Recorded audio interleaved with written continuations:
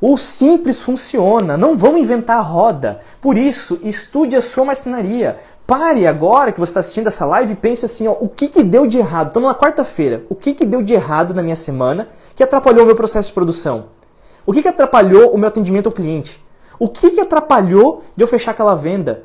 O que aconteceu que impediu eu de ter lucro? Por que minha marcenaria não teve esse lucro?